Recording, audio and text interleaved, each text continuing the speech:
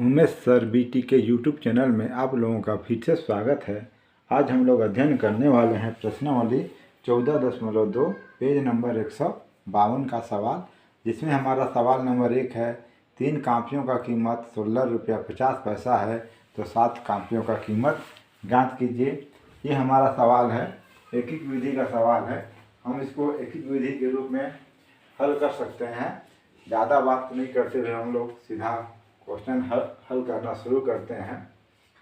तो इसमें दिया हुआ अगर एक विधि में हल करते हैं, ये 2 विधि से हो सकता है। समानुपात पाठ पढ़ रहे हैं तो समानुपात के अनुसार भी इसको हल कर सकते हैं, और एक विधि के द्वारा भी हल कर सकते हैं। तो चलिए हल करते हैं। लिख सकते हैं 3 कापी का कीमत। हल 3 कापियों का कीमत बराबर 16 रुपया 50 पैसा। तो इसी प्रकार क्या हो जाएगा, एक कापी का कीमत, जब 3 कापी का कीमत है 16 रुपया 50 पैसा, तो हमको एक कापी का कीमत कितना हो जाएगा। हम इसको 16 रुपया 50 पैसा को 3 से भाग कर देंगे तो आ जाएगा कितना, 16 रुपया 50 पैसा बटे 3। अब काट देते हैं 3 एकम 3, 3 पछे 15, एक हासिल बचा, फिर 3 पछे 15, दशमलव के बाद का ही यहाँ पे दशमलव डाल देंगे। तो इस प्रकार हमारा कितना हो गया, 5 रुपया 50 पैसा। तो बोल सकते हैं एक कापी का कीमत कितना प्राप्त हुआ, 5 रुपया 50 पैसा। यहाँ शून्य डाल सकते हैं। और इसी प्रकार हमको निकालना है 7 कापी का कीमत। तो यहाँ पे चूँकि कितना है, एक कापी का कीमत 5 रुपया 50 पैसा है, इसलिए कितना हो जाएगा, 7 कापी का कीमत कितना हो जाएगा, 5 रुपया 50 पैसा गुणित 7। इसको गुणा कर देंगे तो कितना आ जाएगा, 7 शून्य शून्य, 5 7 35 का 5 हाथ में आया 3, और 5 7 35 और 3 38 रुपया। 2 अंक के बाद दशमलव है, इसलिए यहाँ पे हम लोग दशमलव डाल देंगे। तो इस प्रकार 7 कापी का कीमत कितना प्राप्त हो गया, 38 रुपया 50 पैसा। और हम लोग इसको समानुपात विधि से बनाना चाहें और बोल सकते हैं कि प्रथम विधि है, तो ये हमारा क्या हो जाएगा, द्वितीय विधि। तो द्वितीय विधि में कैसे बनाएंगे, दिया हुआ है समानुपात में 3 कापी का कीमत है। क्या लिख सकते हैं, 3 अनुपात 16 रुपया 50 पैसा।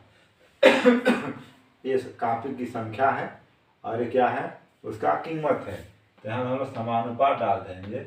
क्या दिया हुआ है, 7 कापी, मतलब यहाँ पे हमारे पास 7 कापी का निकालना है, इसलिए हमको यहाँ पे 7 लिखेंगे। और इसका जो दिया हुआ है 7 कापी का कीमत नहीं दिया हुआ है, तो इसको हम मान लेते हैं कि x है। तो कितना हो गया, 3 अनुपात 16 रुपया 50 पैसा समानुपात 3 अनुपात x। अब हम लोग यहाँ पे कैसे हल करते थे, बाह्य अनुपात का गुणनफल बटे मध्य अनुपात का गुणनफल। यहाँ लिख सकते हैं बाह्य अनुपात का गुणनफल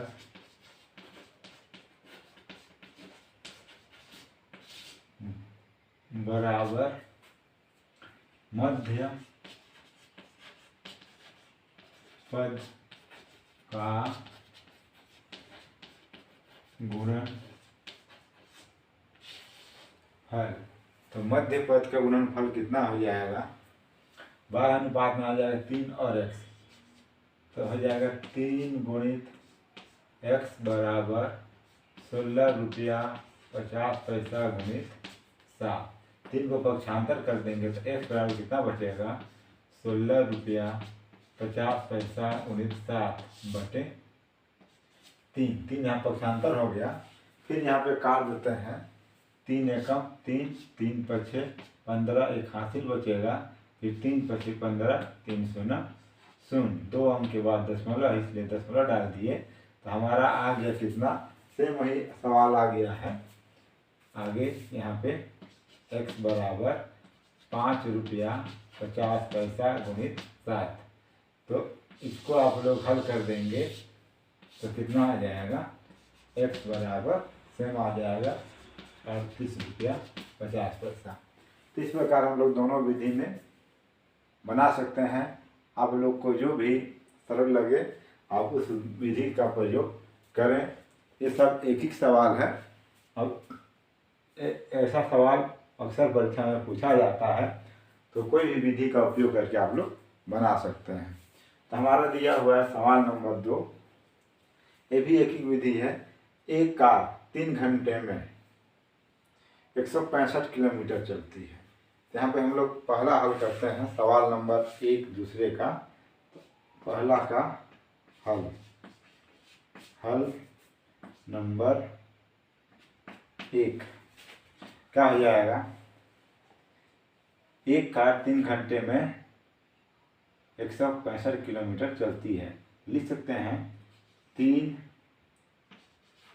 घंटे में तय की गई दूरी कितना हो जाएगा, 3 घंटे में तय की गई दूरी 165 किलोमीटर।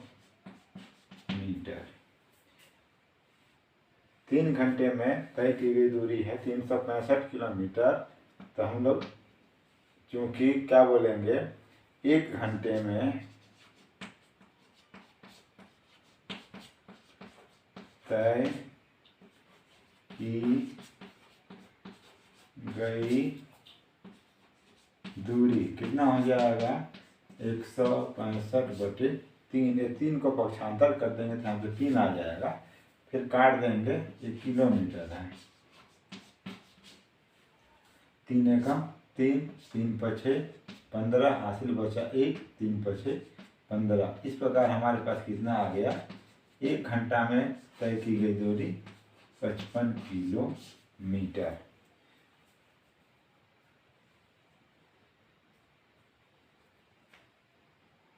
तो यहाँ पे दिया हुआ है 1 घंटे में तय की गई दूरी कितना आ गया, 55 किलोमीटर। तो यहाँ दिया हुआ है 440 किलोमीटर की दूरी तय करने में कितना समय लगेगा।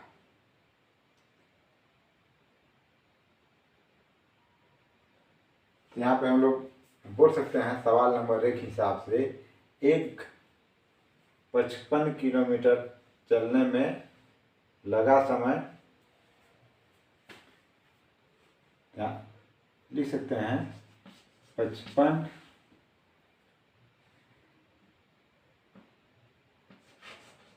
किलोमीटर चलने में लगा समय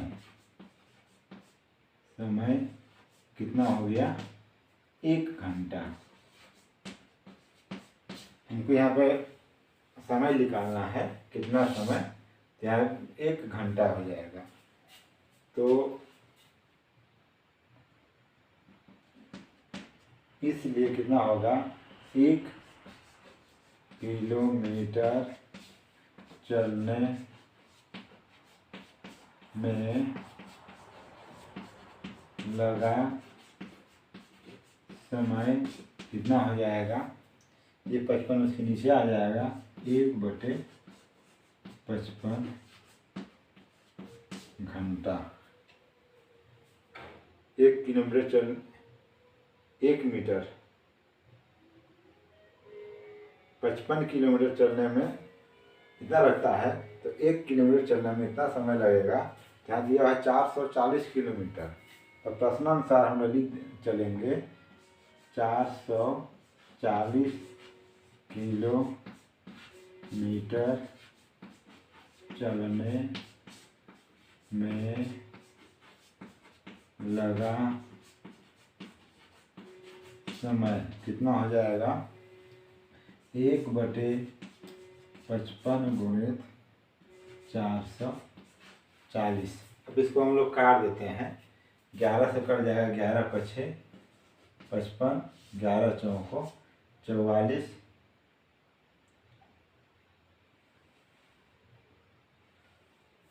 और 5 शून्य शून्य। तो इस प्रकार हम लोग बोल सकते हैं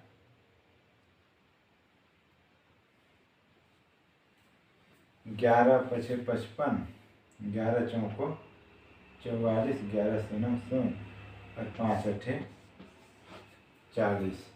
तो 440 किलोमीटर चलने में कितना समय लगेगा, 8 घंटा। 440 किलोमीटर चलने में लगा समय कितना हो जाएगा, 8 घंटा। उसी प्रकार हमारा सवाल नंबर 2 है,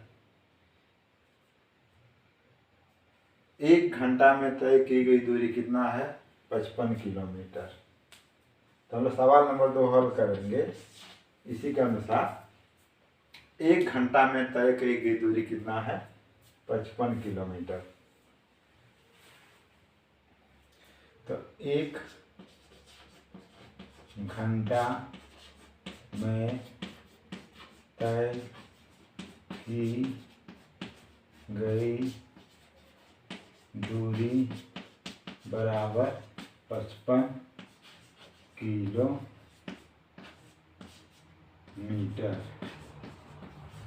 मतलब 1 घंटा में कितना तय करता है, 55 किलोमीटर।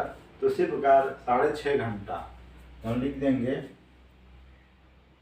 6.5, 6/1/2, या इसका हम लोग कैसे लिखते हैं, 6/1/2 को 2 का गुणा हुआ 6 के साथ, तो 6 दूनी 12।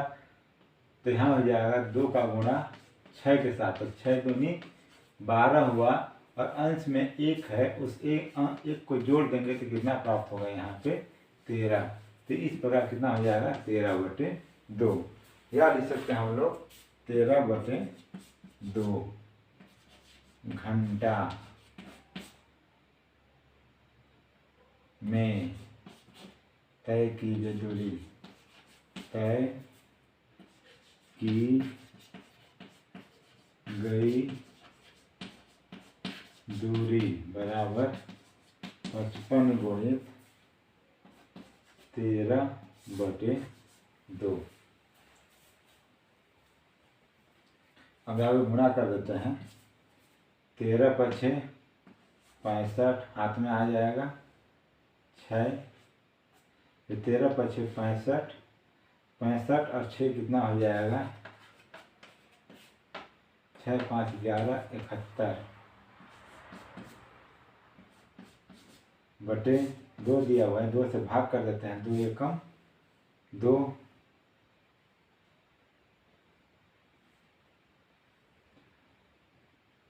2 दिया 6, हासिल बचा 1, 2 पंचे 10, फिर 1 बचा 2 सत्ते 14, फिर 1 बचाएगा 10.2 पंचे 10। इस प्रकार 357.5 किलोमीटर। हम लोग बोल सकते हैं 6.5 घंटा में कितना दूरी चलेगा, 357.5 किलोमीटर।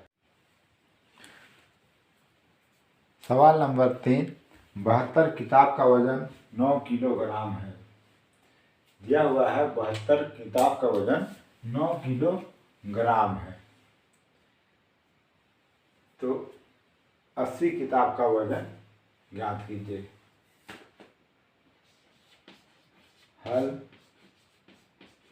क्रमांक 1। लिखते हैं 72 किताब का वजन कितना हो गया? 9 किलो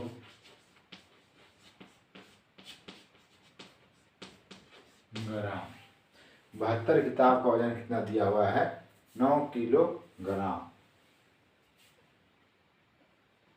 चूंकि एक किताब का वजन कितना होगा? हम इसको पक्षांतर कर देते हैं तो क्या हो जाएगा? गुणा है, गुणा का पक्षांतर भाग हो जाता है, तो हो जाएगा 9/72। 9 एकम 9, 9 अठे 72। मतलब एक किताब का वजन कितना आ गया हमारे पास? 1/8 किलोग्राम।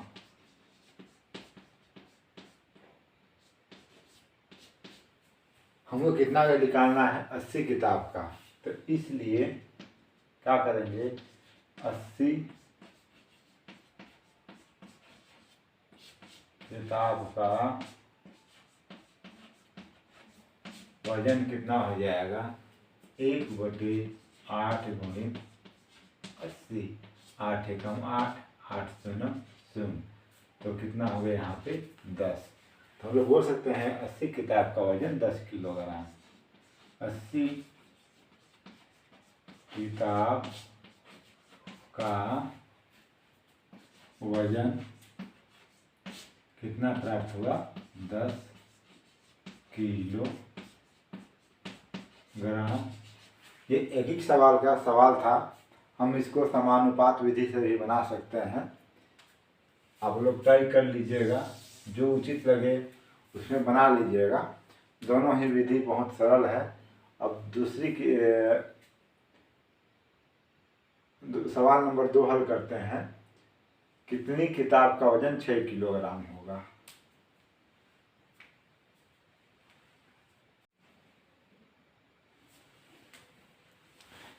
हमारा सवाल नंबर 2 दिया हुआ है, कितनी किताब का वजन 6 किलोग्राम होगा।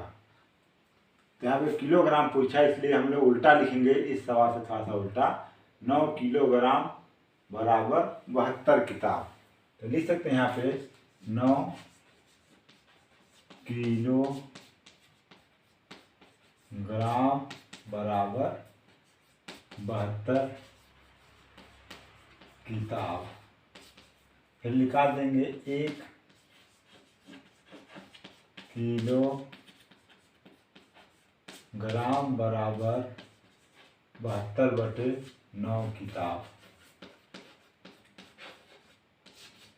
9 एकम 9, ये 72 है। 9 अठे 72। तो यहाँ पे 8 प्राप्त हुआ, मतलब 1 किलोग्राम बराबर कितना है? 8 किताब प्राप्त हो रहा है। अब चाहे तो इसको मौखिक भी बना सकते थे, 9 अठे 72, ऐसा छोटा सा, लेकिन वैसा नहीं बनेगा। अपने को यहाँ पे निकाल के दिखाना है। यहाँ पे दिया हुआ 6 किलोग्राम में कितने किताब होगा? तो लिख देंगे 6 किलोग्राम बराबर 6 गुणित 8 बराबर 8 6 48 किताब। हमारा सवाल नंबर 2 तीसरा का कंप्लीट हुआ। तो ये हमारा सवाल नंबर 2 का क्या है? उत्तर है। इसी प्रकार ये हमारा सवाल नंबर 1 का उत्तर है। अगला दिया हुआ है प्रश्न नंबर 4। किसी मजदूर की 25 दिन की आय, मतलब मजदूरी 1500 है, तो 30 दिन की मजदूरी ज्ञात करना है। तो यहाँ ये भी बनेगा 25 दिन की आय। लिख देते हैं 25 दिन की आय कितना हो जाएगा? 1500 रुपया। तो दिखा देते हैं 1 दिन की आय। हमको सभी सवाल में वैसे निकालना पड़ेगा। अधिक संख्या दिया रहेगा तो उसको लिख देंगे और उस संख्या से उसको भाग दे देंगे तो एक दिन की आय कितना हो जाएगा 1500 बटे 25। देखिए सभी सवाल में वही हो रहा है। फिर निकालना है तो काट देते हैं। 5 पछे 25, 5 तिया 15, 5 शून्य 0, 5 शून्य 0, फिर 5 एकम 5, 5 छक 30, फिर 5 शून्य 0। एक दिन की आय कितना है उनके पास 60 रुपया। एक दिन की आय कितना प्राप्त हुआ 60 रुपये। हमको कितने दिन के लिए निकालना है 30 दिन की आय। तो आप लिख देंगे प्रश्नानुसार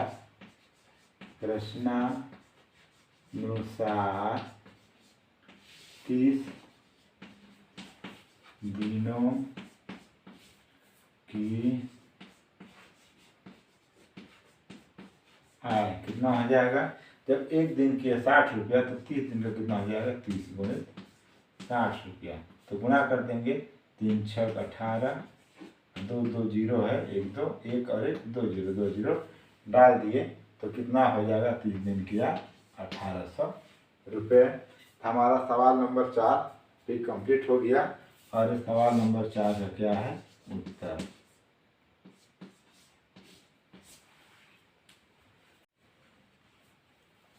सवाल नंबर 5 दिया हुआ है 22 मीटर कपड़े का मूल्य 704 रुपया है तो 20 मीटर कपड़े का मूल्य क्या होगा। लिखते हैं यहाँ पे हल। 22 मीटर कपड़े का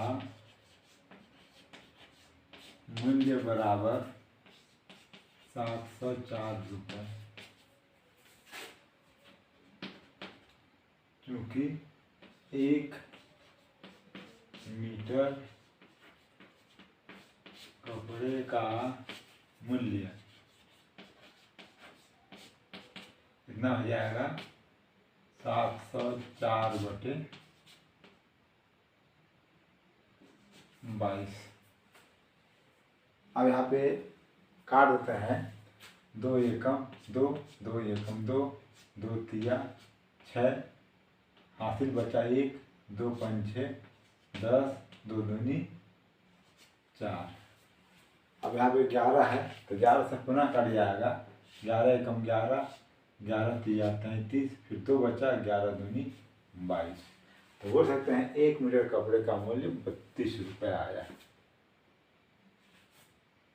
1 मीटर कपड़े का मूल्य कितना हुआ 32 रुपये। इसलिए 20 मीटर कपड़े का मूल्य कितना हो जाएगा 32 गुणित 20 बराबर 640 रुपये।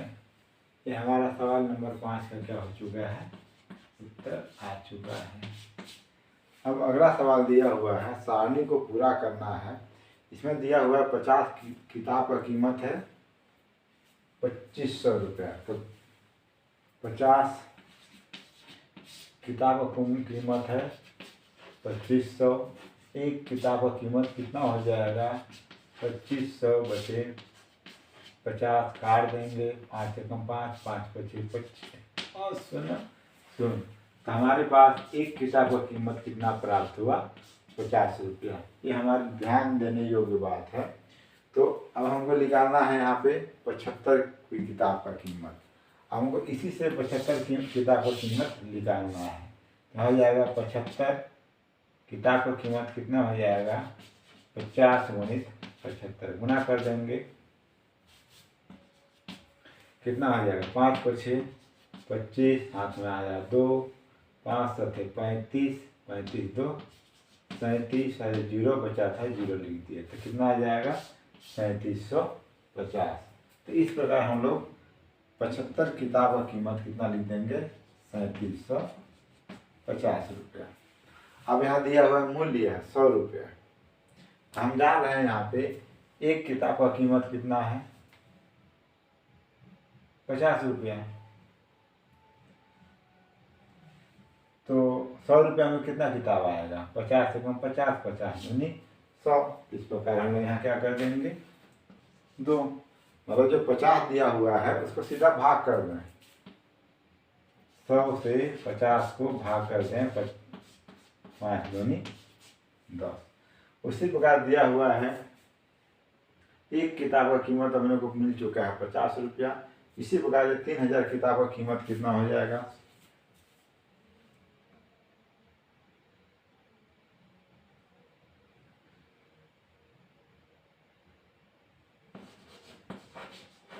3000 बटे 50 काट दिए, 5 से कम 5, 5 36, 5 से 9 16, तो ये कितना हो जाएगा 60 रुपया।